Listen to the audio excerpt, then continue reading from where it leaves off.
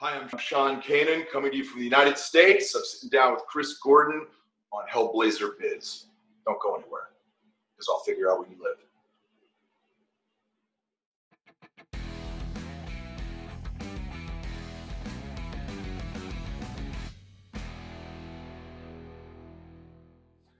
Everyone, I have the honour and the privilege of the company of Sean Kanan today, who's joining me from LA. So, hey, Sean, how are you? Hey, Chris, thanks for having me on the show. Thank you for accepting to be on it. It's a privilege. It's I followed you a while, and We're all basically on lockdown. So what the hell else did I have to do? Right? yeah, true. yeah, but it's not like you've got auditions to do or self tapes or a job to go to. Yeah, well, yeah, exactly. You know, I'm not due to go back into the kitchen for another feeding for at least 15 minutes. So. Yeah. Well, yeah. I mean, there's some people think actors don't do anything anyway, do they? When they're not on screen, so. You're right. Which is a complete lie. The 200 people I've talked to, and it's like the amount of it's amazing how during all of this, I'm actually, other than being in actual production, I'm really busy. I've been really busy. So and I think staying busy is part of the things that helps keep me sane, at least. I would imagine for other people too. That and alcohol, but staying busy definitely has helped. I think so, especially this, like we mentioned before, especially with lockdown and COVID, and it's like 6 months. Like I said, I'm starting to feel like Jack Nicholson in The Shining. It's just, it's like, because I sit there, I work in IT is my main job, so I'm typing at the computer all day, looking at the screen. It's like, I almost started to type all work and no play makes. Yeah, well, yeah. And like there's only so much Netflix you can do. You can probably complete I think I've watched every single serial killer documentary that's on Netflix and Amazon Prime. And I don't know. I like those things. Like if anyone ever goes through, if I die and they go through my watch list, there's going to be a lot of questions about who Sean Kanan really was. Yeah, taking hints and tips. It's like at any given time, Ted Bundy and Charles Manson have like 10 different things on TV, and they're dead, and they've got a better career than I do. So it's just watching, trying to figure out what their secret is. Yeah, getting some tips. Yeah, yes. It is crazy. I mean, you're right though. I mean, they are interesting documentaries, but you're right about how many there are out there. It's like, I've watched everything else. I mean, my wife and I have binge watched probably 30 different series. And it's at the point now where like, all right, we're gonna do Shark Week. Okay, let's do Shark Week. Just as. And then you get things like Ghost Adventures, where now they're dead and they're gone, and you've had the documentary about their life. Now you go into the documentary to try and find them in death. Exactly. Right. I like that. I'm gonna use that. Yeah. So yeah, no, you're right. There's only so much you can watch. I mean, we're currently watching World's Toughest Prisons at the moment. That's another one that we just got through. Like you say, you just have to look at these series and just go through them all. Yeah. It's crazy. So many series to watch. And we've soon got Cobra Kai, obviously, coming back to Netflix. Coming to Netflix in August 28th. It is. Which 7 days. Very for all those guys, because Netflix is a much larger platform for them, and it means it's going to introduce the show to hopefully an expanded audience. So that's terrific. Yeah. It is, yeah, definitely, and I love how they're doing, because people have been saying, obviously, I know a lot of things about season 3, and it's taking time. Well, they're translating it to 30 languages for starters, but it's also it's unbelievable. Those guys have done something really incredible, and Billy and Ralph and Marty Cove are terrific in it. Not to mention all the younger kids. So hats off to them and the producers. Oh yeah, definitely, it's going to be cracking. Very good indeed. So, talking about yourself, Sean, I mean, you have had a long career in acting and business. I mean, you're not that old, so you're not the same age as me. But I'll say you started out young, and so you've had a great, you've had you're saying there that the serial killers have got a more better career than you. Well, that's, I know it's only joking, but I've been very fortunate. I really have. Yeah, you've landed. What made you choose acting? Why did you want to follow that in the first place? I came from a small town a small city, about 25,000 people. And, we lived maybe about 5 miles from the Amish people. And so just to Okay. give you an idea, it was a small place. And I think, when you live somewhere like that, you really, especially as a kid, you tend to dream beyond your immediate horizon, want to see what the bigger world looks like. I knew at about 15, I wanted to do something to really kind of express myself. I didn't really know what it was. And by the time I was about 16, 17, I really started to crystallize the idea that I wanted to be an actor. While I was studying political science, I started dabbling in acting classes and decided that, if I was going to be serious with it, I either had to move to New York City or Los Angeles. I figured it would be easier to starve where the weather was nice. So I moved to Los Angeles, and I just started banging on doors, and I had no friends or no family in the business, and probably made about every mistake you can, but was fortunate to have just slowly and incrementally made progress until I finally won the part of Mike Barnes in the Karate Kid 3, and because that was the third installment of a worldwide franchise, it really elevated me to kind of a different level of visibility, and then things became easier. I don't want to say easy, but they became easier after that. Okay.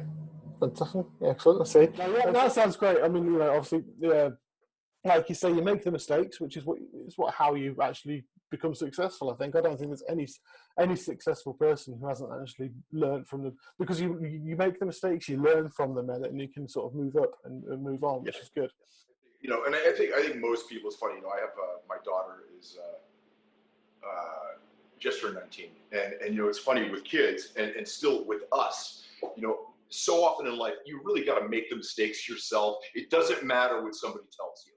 I can tell my child all sorts of things, and they need that empirical evidence of sometimes skinning their knees, so to speak, so that they learn, and it's kind of ingrained. And for me, I've had to skin my knee many, many times to learn the same lesson. Now at 53 years old, I'm hopefully starting to universe a little bit more, but a lot of the sort of hard knocks that I had early on in my acting career were great looking back, because they taught me lessons, and they helped me have a better understanding of the business. Not that every actor would want to have that career where you kind of just, from the minute you start, you're on fire and have a straight vertical ascension. But there is something to be said for, making some of these mistakes that maybe in the long run, it gives you more longevity. Yeah, I know what you mean. Oh yeah, because you see some of these people who just come up, like you're saying, they've just gone shot straight into that stardom. Right. You might see them for 3 months, and that was it. And then they go, not all the time, because there's some who do that, and then they just like really take off. But some of these people that their careers begin like that actually are able to maintain it, and I would wonder what you're like as a well-rounded person when you haven't experienced some failure, and you experienced rejection and all of that. I'm a huge proponent of the story We Shall See. I don't know if you know it, but I'll tell you briefly if you want. It's I have a book coming out before Christmas, and it's kind of a self-help philosophy book about being your best self. And in it, I talk about how many of the things that kind of knock us on our ass and we initially view as being devastating and soul crushing and all of that stuff, with the passage of some time, they suddenly are not the horrendous things that we think they are. In fact, they're some of our best teachers. And in fact, something that you think is crushing at the moment might turn out to be a gift from the universe. I mean, I'll give you an example. I mean, my first marriage was a really difficult, not great marriage. And when we got divorced, I was crushed. But had that not happened, I wouldn't have been freed up to meet the woman of my dreams, who, you know, now we just celebrated our 7th anniversary, and I've got a marriage that, you know, people envy. But at the moment, I was just crushed. And so I mentioned the story about We Shall See, and I'll try and expedite it. So in the 7th century, in one of the southern provinces in China, there was an old farmer, and he lived with his only son and his only horse. And one day he went out to the corral, and his only horse had run away, and his neighbor said, "What bad luck?" And the farmer said, "We shall see." And the very next day, the horse comes running back into the corral at the head of 7 beautiful wild Mustangs. And the neighbor says, "What great luck. Now you can plow your fields in a 1/7 of the time." Yeah. And the farmer said, "We shall see." And the next day, his only son went out to go break one of the Mustangs because they were wild, was thrown and broke his leg, which was a very serious injury at that time, even life-threatening. And his neighbor said, "What bad luck." And the farmer said, "We shall see." The next day, the local warlord came with 100 men behind him to conscript all the other young men in the village to go fight a distant war. But the farmer's son couldn't go because his leg was broken. And his neighbor said, "Good luck." And the farmer said, "We shall see." And on it goes, and on it goes, and on it goes. And you never know what is, you know, in the immediate moment, terrible luck, wind up being life-saving. Exactly. That's a cracking story as well. Well, like it, I'll come back and I'll, when my book is done, I'll come back and I'll promote my book because yeah, please do. I'm really excited about it. Yeah. No, I'll buy a book as well. So I love that kind of. I love those self-help things. I think they're great. I used to always use Bruce Lee when I mean, nowhere near the same kind of standard and caliber. But I always used to love. In fact, when I started out my podcast, one of the first things I did was an episode based on Bruce Lee's saying. He goes, it's like the moon. You know, your finger pointing at the moon. Do not concentrate on the moon, or you miss all the heavenly glory. And it's like, don't focus on that one thing in your life, that negative thing. If you don't focus on that, and you'll miss everything else in the life. So you just open your mind and think out, and you can do that. Yeah. So I love that. I mean, he wrote a book called Striking Thoughts. I don't know if you've read that. No, I haven't. Bruce Lee, and it's very easy to read. It's really it's kind of like a book of sayings, and it's called Striking Thoughts. I recommend it to anybody who likes martial arts, likes philosophy, isn't a martial artist, wants to improve themselves. Bruce Lee was a brilliant philosopher. He really had some extraordinary things to share with humanity, and I've been reading some of them recently, and it's amazing. He has things he said about racism. He had things that are so pertinent and timely right now. Because Bruce dealt with tremendous racism. Oh, he did.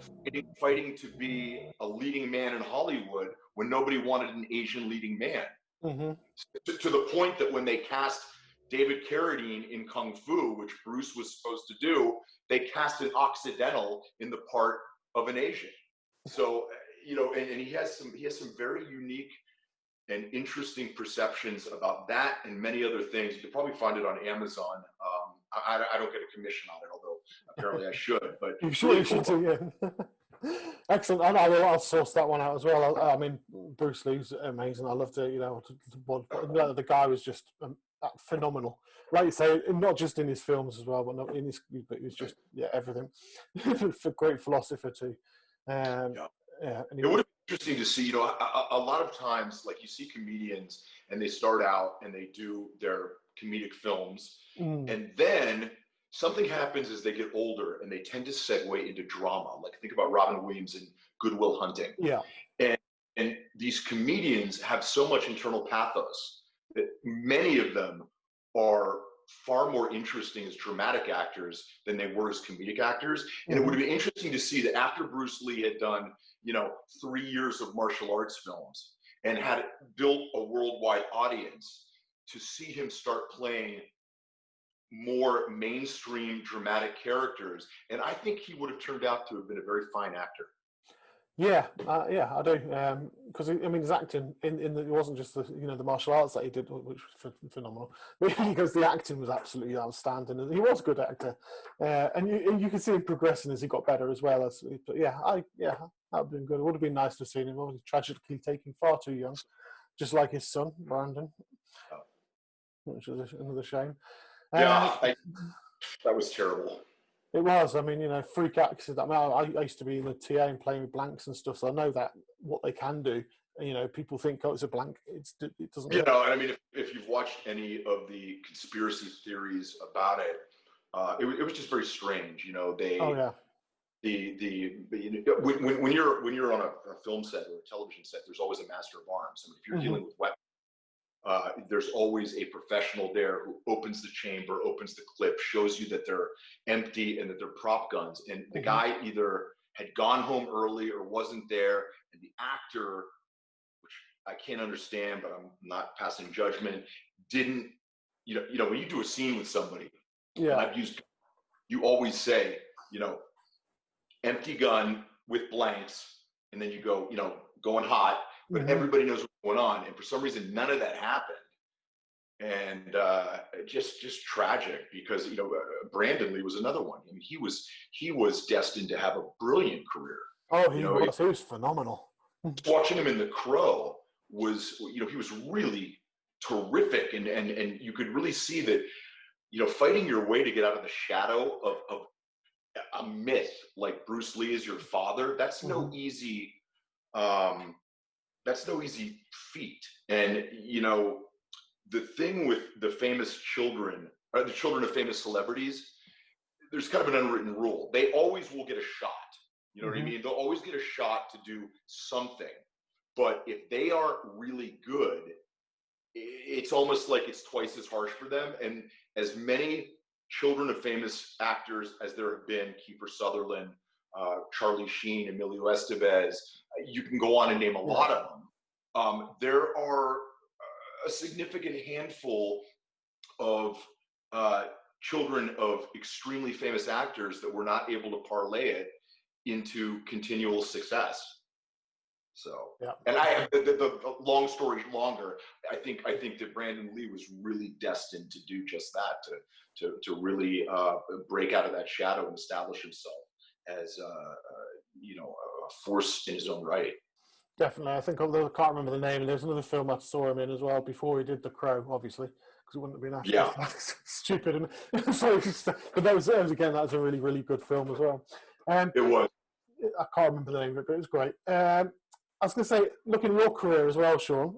So you did. I mean, I used to love Perry Mason, and I know you had a couple of roles in a couple of episodes of that. What was that like filming? Did you actually get to work with Raymond Burr on that one? Yeah. As a matter of fact, I appeared in the very last Perry Mason, so I did the last Perry Mason Raymond Burr ever did, and I did another one before that. It was wonderful working with him. I mean, Perry Mason's a household name. I mean, even generations beyond when the show was no longer on have heard of Perry Mason. And now, they're redoing it. They've remade it. They've made it's already out there. So that was really cool. That was the first one I did, was one of the earlier roles that I had, and it was terrific. Really liked it. Yeah. No, that's great. So it's one of those things when when it stands out when you're looking through. It's like, oh yeah. Listen, I gotta plug my new show though. Oh, you will? Don't worry. Go ahead. Get there, all right. No, it's fine. It's like that'll perfectly fit in about an hour anyway. So, yeah, obviously you have got a new show out. So, yeah. So I have a new show. It's called Studio City. It's a digital series streaming exclusively on Amazon Prime, and this has been my baby. I've been working on getting this made for over a decade. We finally got it made. I play the lead character, Sam Stevens, who stars as Dr. Pierce Hartley on the #2 soap opera in the world, Hearts on Fire. And, he's a guy that you look at him and you think he's got the world by the tail. And as you get to know him a little better, the layers of the onion reveal that this poor guy has got so many of the same problems that we all have. We deal with a lot of social issues. We deal with ageism because Sam is no longer the young leading man. He's in the middle of contract negotiations. The producer brings on kind of a younger, more handsome version of him, nipping at his heels. We have an amazing LGBTQ storyline And actually, Studio City and the actor who played one of the roles in it, Scott Turner Schofield, he made history, as did the show, because he's the first trans man ever nominated for an Emmy. Wow. So that was really cool. We deal with the Me Too issue, and the thing is, we do it in a way that, like, we're not beating you over the head, because at the end of the day, it wants to be preached to and lectured. We entertain you, but we deal with some heavy stuff. And we also set a record for the most Emmy nominations for a first-year show. We got 8 Emmy nominations, and we got 12 Independent Series Awards nominations. So we're just trying to build our audience right now. We are not yet available in the UK, unfortunately. I did look, son. We're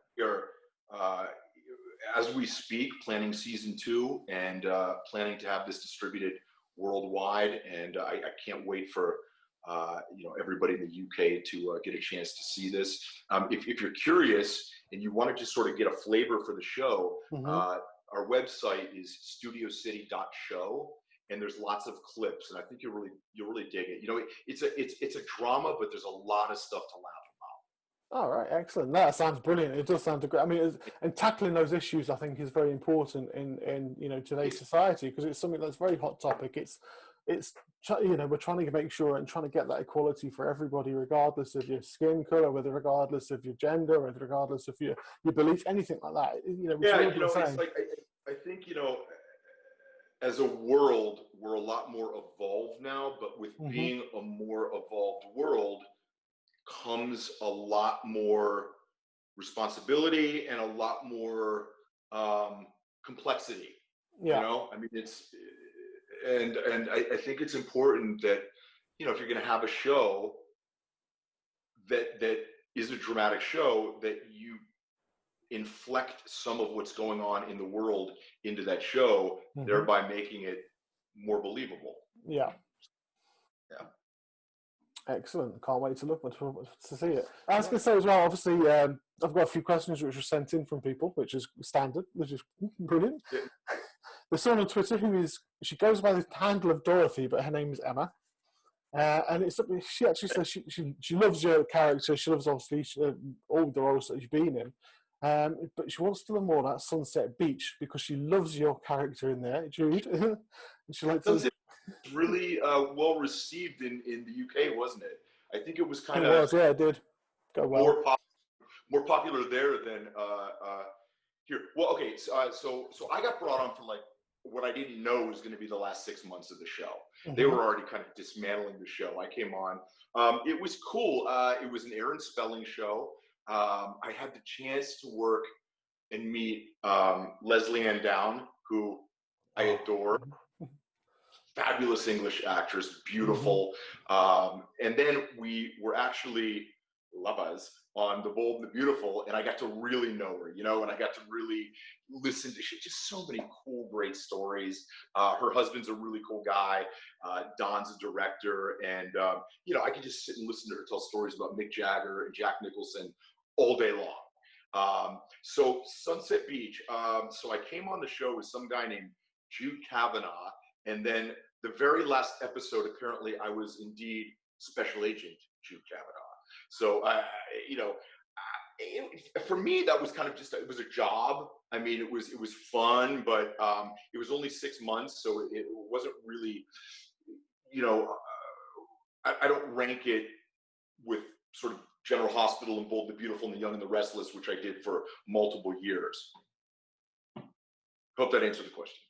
That's great. No, thanks. I'm sure that has answered that for him. That was great. I say General Hospital was a great run. I think I did about 650 episodes of General Hospital, and I probably did about 500 or 600 of Bold and the Beautiful.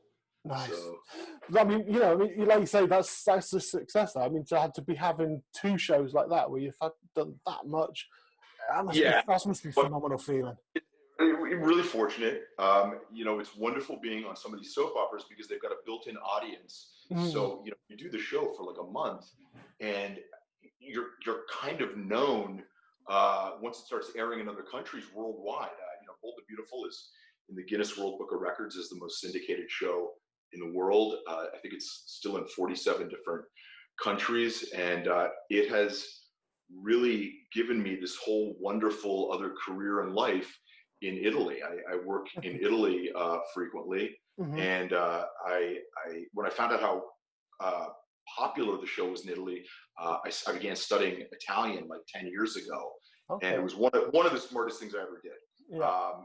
And it's allowed me just to have this incredible other experience in another country that I would have probably otherwise never had. Fantastic. I noticed that as well. You are a multiple linguist. You speak several languages, or you're learning to speak several languages.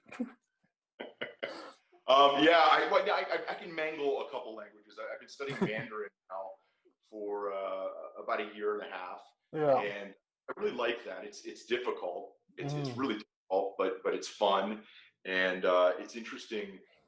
My teacher lives in China, but she speaks excellent English, and it's interesting communicating with someone twice a week from China, because there's so much in the news about the friction between America and China. Yeah. And it's just interesting to interact with somebody that's from this faraway place that you really only hear about in the news. It makes the world a much smaller and more connected place, I think, to interact with people across the globe.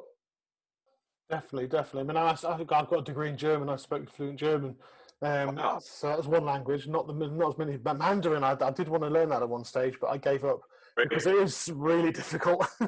It's great. Yeah, I got a great teacher if you want, and it's very inexpensive. Maybe one day.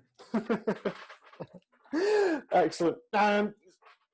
Sarah Dawn Lawson, she's had a question. She's actually asked you a question, and I was going to sort of elaborate on that, because obviously with Karate Kid Part 3 that you were, Mike Barnes. Yes. Are you always going to be known as the karate's baddest boy? Because Mike, he wasn't the best, was he? That is the moniker from the film. So karate. It's funny with the success of Cobra Kai, and I think Karate Kid 3 is on Netflix right now, and they run it over and over again. Yeah. There's a whole new generation of fans for the Karate Kid films, and it amazes me that this is a film that I did over 30 years ago, and it's still there's so many fans for the film. It's funny, I get sent stuff all the time. Like somebody just sent this to me. They make these little cards, and people want photos, and it's a lot of fun. And the fans for the Karate Kid films and Cobra Kai are amazing fans. I mean, the only other fans I would rival them with are the soap opera fans. They're just so loyal, and I really try hard to stay connected with them. Excellent. I mean, I think that's one of the things that does happen, because the cast of Karate Kid and Cobra Kai especially is very, very involved with the fans, and it is. I mean, I've been to several fandoms I've been doing this about 5 years, and I get involved with several fandoms, and there are one or two which stick out. And the Karate Kid and the Cobra Kai one, like you just said, they're just so loyal. They're so lovely, welcoming people, and they'll just we're really appreciative for the fans, though. I mean, it's a gift that we're still sort of front and center in their minds after all of these years. And there's that whole mixed thing where some people who are actors, they're like, well, I don't just because I'm an actor and you recognize me doesn't mean that I owe you anything. You often ask for an autograph, and it's like I always try to accommodate people when they express interest in me as an actor. I find it incredibly flattering, and more than that, generally everyone's very nice, and more often than not, I wind up making a really nice connection with somebody. And to this day, I've got certain people that sort of began as fans, and I consider them friends, and it's nice. It's kind of a gift that I've got this business card that's an icebreaker, you know what I mean? Yeah. They recognize me, and they feel comfortable enough to come up to me and initiate a dialogue. That's really good. It's lovely to have that and sort of to see that coming back. But there are, I think, as I say, there are some out there. But you guys, this is since Cobra Kai came along, like you said, I've been welcomed into this thing just doing what I do, and everyone's all of a sudden it's like all the cast, like yourself, are all getting involved and talking. So have you interviewed some of the cast from Cobra Kai? I have, yeah. Who else? You should ask some of these young kids, say, do you realize that in a very short amount of time, you're going to become internationally famous? Do you understand what that means? Yeah. And I didn't understand what that meant till I did The Bold and the Beautiful. And it's insane.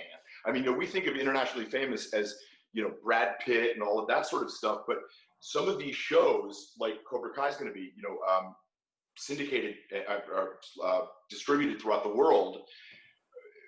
One day you're kind of used to nobody really knowing who you are, and suddenly you've got a woman running up to you speaking Polish, telling you how much she loves watching you in Krakow. It's a little weird. Yeah, I can imagine. I'd love to get the kids on. I mean, at the moment, I've had Erin Bradley Danger. She's been on there.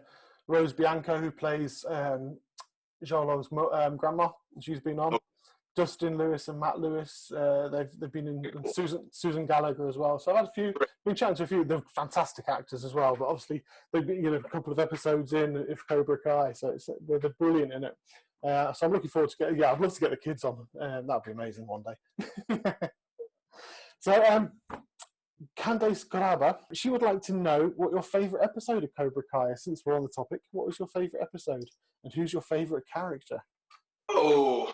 That's a tough one. I really liked the episode in season 1 when Billy and Ralph were sitting at the bar, and it's brilliant. It's obvious that they don't care for each other, but by the time their little interaction is over for the day, they're singing together in the car, and I just think that was great. And I really like the pilot because you don't know.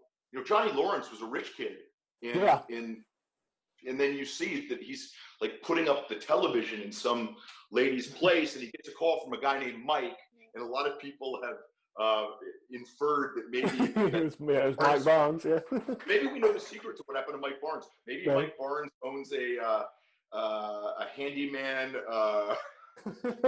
Yeah, I don't know. I always thought it was funny if Mike Barnes turned out to be like an anger management coach. Yeah, that would figure. That'd be a nice turnaround for it. It would actually work in Cobra because that's how it is. Yeah. I was such an angry kid. I just was able to finally deal with some of my issues. Huh? Fair enough. That'd be cool.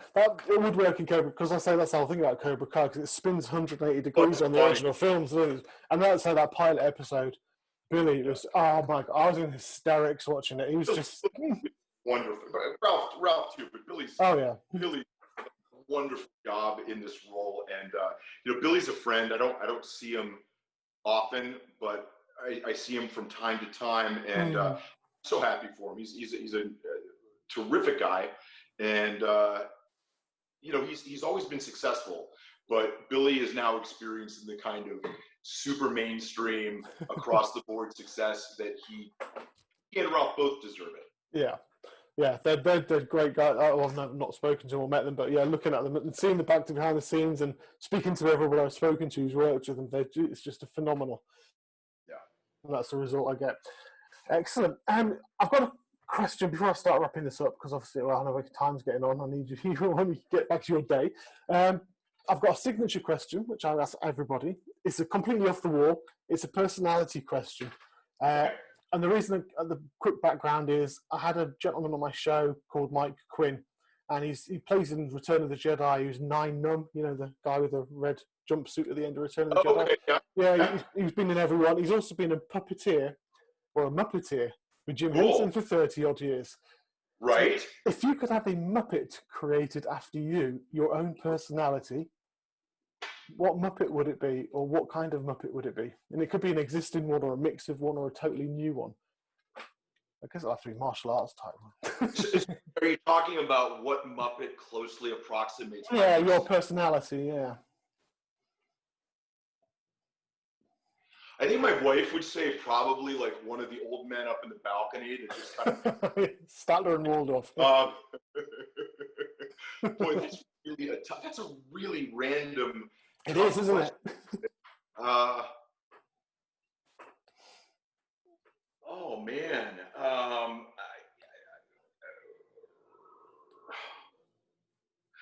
Kermit is sticking in my head for some reason. I don't know why. Kermit. I mean, I'd like to say animal or someone really bombastic like that, but Yeah. believe me, I have my times when I am animal. But I think we all probably have little bits and pieces of each Muppet in our personality. It's not the best I can do with this question right now. It's indeed one for the ages. It is. It's a good one, isn't it? It makes you think. If you were a female porn star, which one? And what would be your specialty? Yeah. Yeah, and so I mean that's a great answer for the Muppet one. That's good. So The best. yeah, I mean, is there anything you'd like to say? I mean, I know there's so much more I'd love to talk to you about because I know you're anti-bullying and everything. So if just a final message that people are watching or listening would be good. Yeah, I wish everybody would go check out a little bit of Studio City on our website, studiocity.show, in anticipation of it eventually coming to the UK. And, I really try and stay in touch with my fans. If they'd like to follow me, they can follow me on Twitter at Sean Kanan, and on Instagram at Sean.Kanan. I also have a film out this month on Showtime, which is Beyond the Law with Steven Seagal and DMX. So if you like thriller action films, it's a fun film. Just came out a little while ago, and that's about it. Right now, I'm really pouring myself into getting season 2 of Studio City done and finishing my new book, which I'm going to have out before Christmas. And I'm going to come back and talk to you so I can promote it. And I look forward to that. That'd be great. I'd love to. Yeah, brilliant. Cheers. Appreciate this, having the time to talk with you and your audience. No, thank you. Thank you very much.